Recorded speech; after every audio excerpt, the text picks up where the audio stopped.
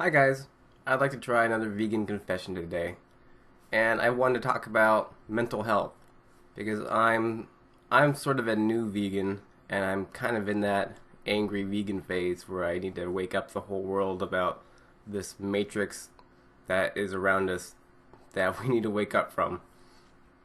And I found since going vegan that the easiest thing in the world is actually going vegan.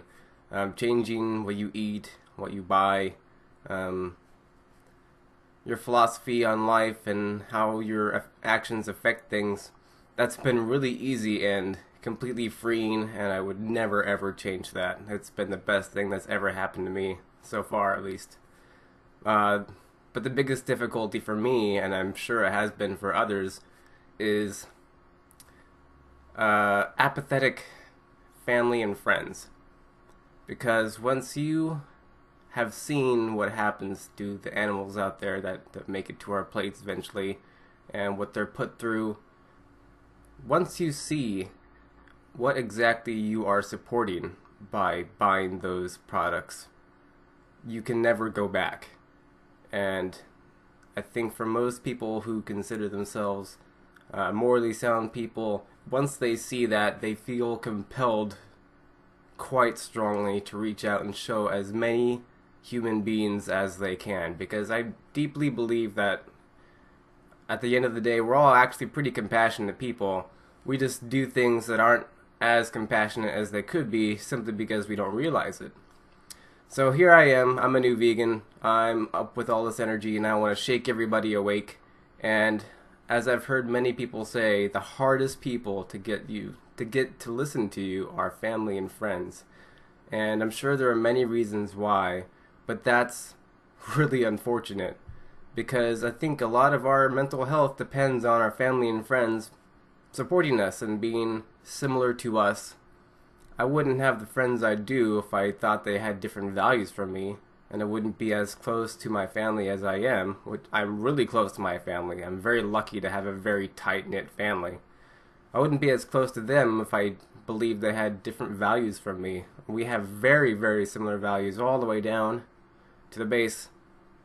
And once you introduce to somebody that is so close to you as a family member or friend, that perhaps their actions aren't matching this extremely deep value that both of you share, and it's not their fault, they just never realize it. So you try to point it out to them. Hey, we both would never harm anything for pleasure, ever. That's horrific.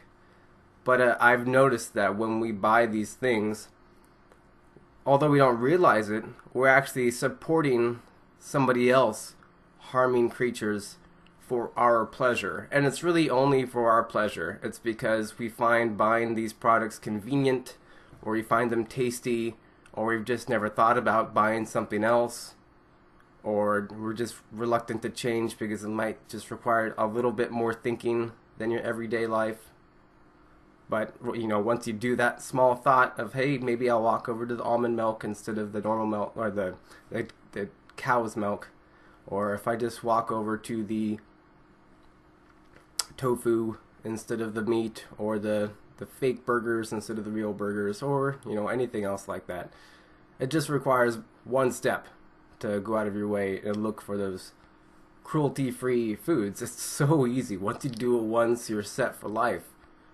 But once you expose a family member or a friend to that discrepancy between their actions and what you believe is a deeply shared value, and then they don't change, you show them the footage.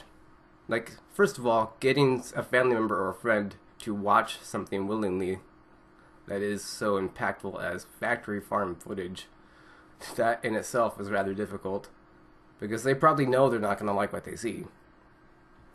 But once you show them that kind of stuff, and they decide not to do anything about it, not to change, they're going to still buying the milk and the meat and the eggs and the cheese and all that kind of stuff. You can't help but wonder, like, are our values actually different? Like, do they just not care about suffering?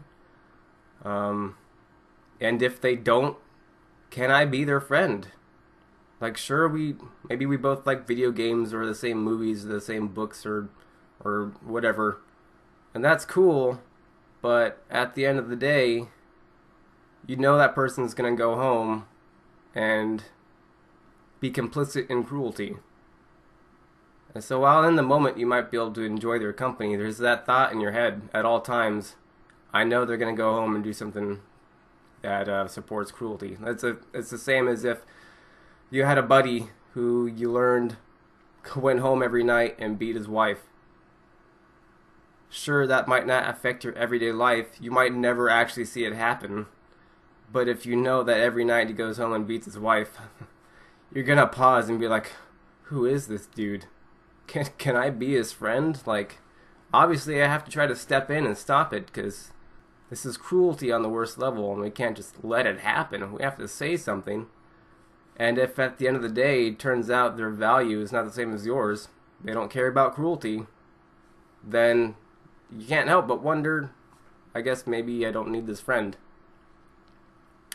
And I think that's an unfortunate thought. It really breaks us down mentally, not just with friends, but with family, because there's another obligation there to see family in more occasions than just friends, holidays, and you've grown up with these people.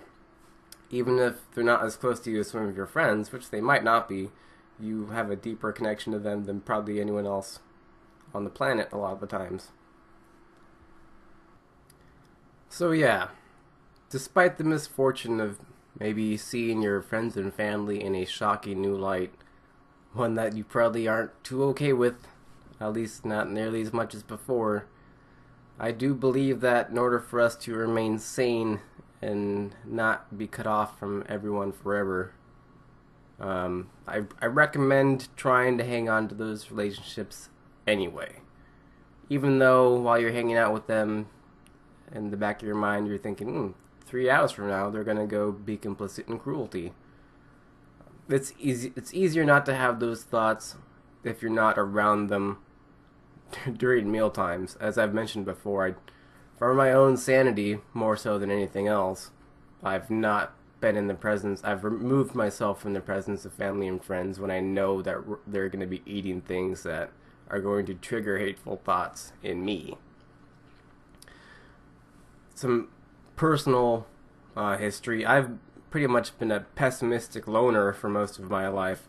So my very few close friends and family, if I lose them, my brain's going to go down the toilet. I'm already kind of at a dark place many days. I have some depressing thoughts, some hateful thoughts.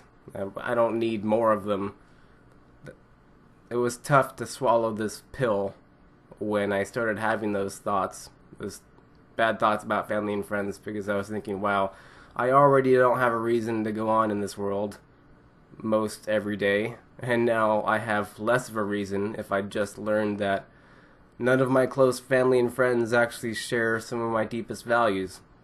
That's tough to live with. And I don't think it's true. I think that's what's getting me through it. I think they do hold my same values. Compassion. They don't want to harm another creature for pleasure, because when we buy those products, that's what we're doing. We're doing it for our own pleasure or convenience or tradition or whatever.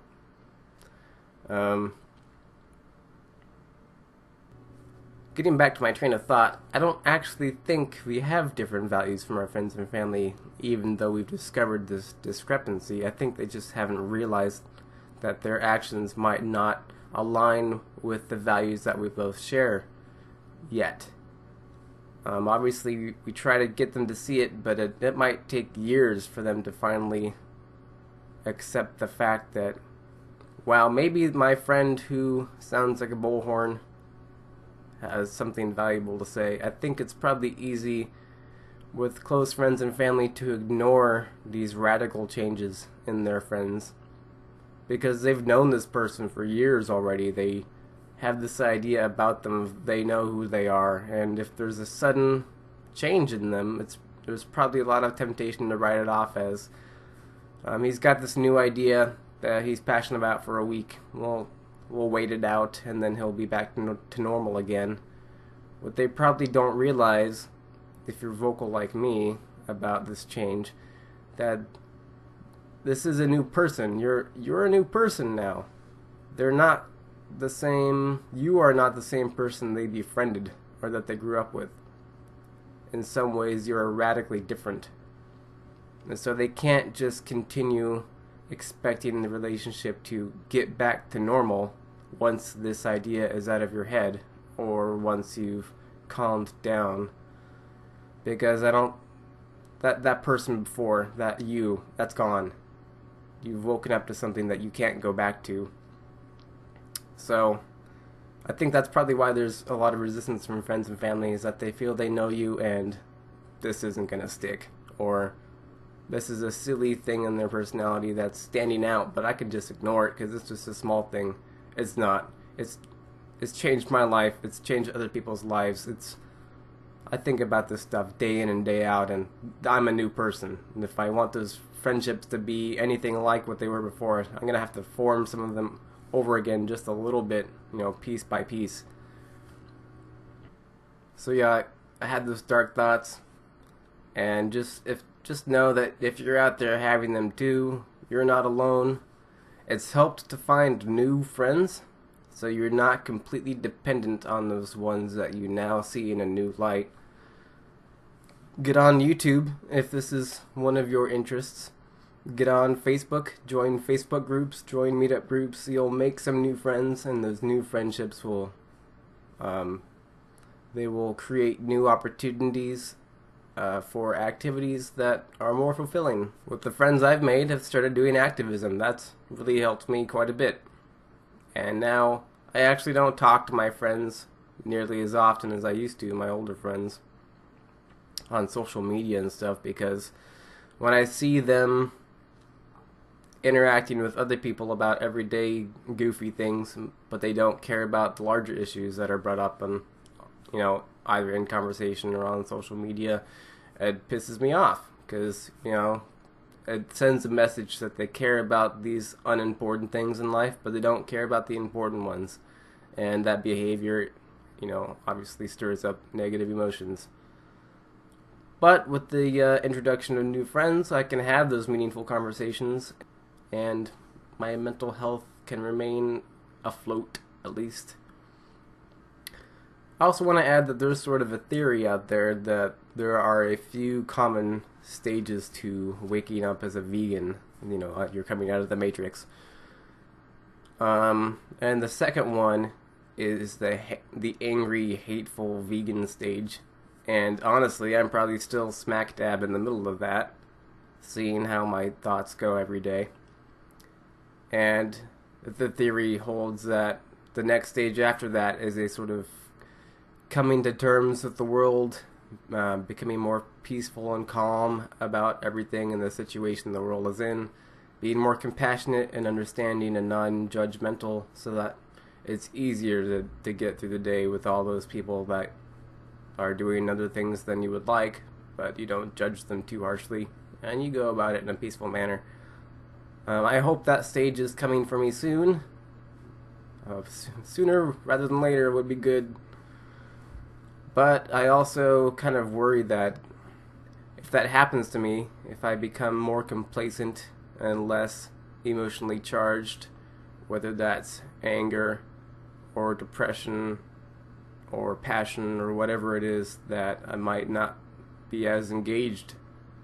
Part of what drives me to activism and to speak up and record my face and do all these kind of things is because I wake up every day angry or depressed or passionate or sometimes, happy. I got some feedback from people that I didn't expect, and now I learned that they're taking steps in their life I didn't think they were willing to take.